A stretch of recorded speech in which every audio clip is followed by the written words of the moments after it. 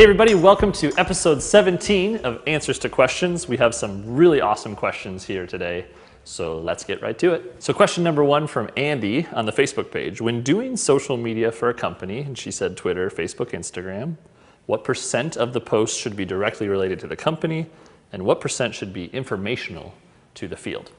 Great question, Andy, and I think my gut answer is 100% of the posts should be relevant. Right? So it doesn't really matter at the end of the day, is it pushing a new product or is it educating about the field? I mean, it matters, but all of them need to be relevant to your audience, right? So I would say at Lemonly, we're probably like a 25%, hey, check out our new infographic, hey, we hired somebody, and probably 75% top like 5 reasons why infographics work, or educating people on our new maternity policy or things like that.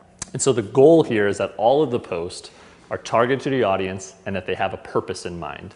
Is it either reaching a new audience, targeting a specific customer, trying to get more likes, whatever it might be, make sure each post 100% has a goal. Question number 2 comes in from Lisa. How do you brand yourself without coming off as big-headed?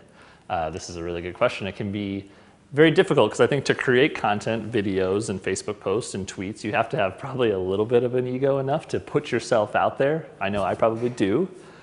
But I think the answer is you have to be yourself, right? Once you start to pretend to be someone else or to pretend to be big-headed or act like you're a big shot or someone that you're not, and I think authenticity is really the goal, right? So people who know you, or even if people who don't know you that are watching your content, I think they have a good BS radar, right? And they can tell if that's who you really are and someone that they want to listen to and read and follow or not. So the answer, be authentic.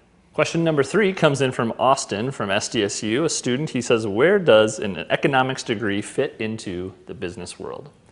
Austin, I have a good answer for you. If you remember back from an old episode, let's play this now. But if I were to go back to college today, I'd be an economics major. I know I probably should choose like web development or graphic design or something like that given my career, but econ is really, if you know and understand economics, it really seems like that's the way the world works. It's the way business works. You understand supply and demand. You can really look at things from an economical or a numbers point of view. So I would be an econ major. So as you can see, I believe that an economics degree is very well worth it. I think when I was in college, I thought economics was just for people who were going to trade stocks or sell things on the market. But what I've realized is really economics, the idea of supply and demand and cost and goods and services and how they are traded is in every single piece of business, right? So from agriculture in our state to technology in Silicon Valley or any part of the world, economics is relevant. And so what I would recommend is get that type of degree where you really learn nuts and bolts and then go learn the experience in a specific industry that you're interested in. All right, our last question is from Jerry, and he emailed and said, some say that a Facebook page is like a restaurant. No one wants to go in the restaurant that's empty. They want to go to the one with the line outside the door.